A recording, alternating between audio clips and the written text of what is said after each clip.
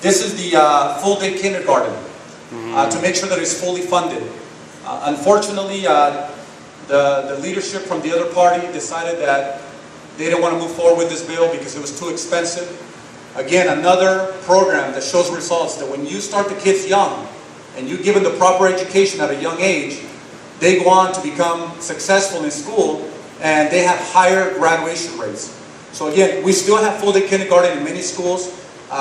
This was going to expand it to the rest of them, but unfortunately the bill's no longer there. But I thought it was worth mentioning just because it is something that we've been fighting for, something that we've helped fund in the past, but we're going to continue fighting forward.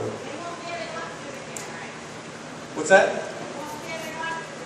That's right. That's why people that's why people have to show up and vote, because elections have consequences. AB 175, this is the Uber bill. Now, you're probably thinking, how is this related to education? How many of you guys know what Uber is? Raise your hand. Okay. I'll be honest with you, before this legislative session, I had no idea what Uber was. I used to always take taxi cabs and, and pay outrageous amounts, but anyway, that's a whole other conversation. But now there's a bill to allow Uber here in the state of Nevada. They did business here for a little while. And unfortunately, they pulled their license and they said, you know what, you can't right now until you get this passed through legislation. And so now we have a bill, AB 175. This bill would approximately raise about $70 to $90 million by charging a fee, and that money will go to the state of Nevada, and it would be used, number one, to help fund a medical school here in Southern Nevada. Now, why do we need a medical school? You're probably asking.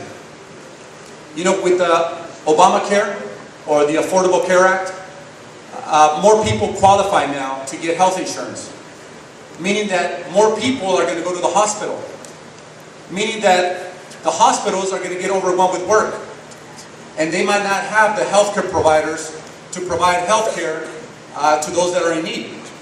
And so by having a medical school here in Southern Nevada, we're able to train our own, prepare them, and be able to be a feeder institution into our local hospitals so we can meet the demands of the folks, of the people. And so that would help fund the medical school. It would help fund the teacher shortage that we have here to help recruit and retain new teachers to the state of Nevada. And lastly, it would be used for the highway fund. And the highway fund is to build our new roads and to fix the ones that, sometimes you drive by a street and there's a hole or they need a speed bump somewhere. This helps fund some of those projects. So who's going to get cut when? Higher education. There's two particular bills that I want to talk about very briefly. One of them is my bill that I'm working on.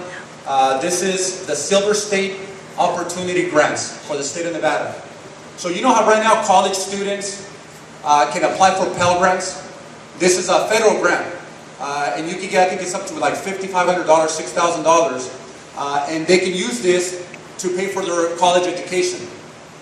Most of the states in the United States have state grants, meaning that they can apply for the federal grants and they can get state grants. Well, Nevada is one of the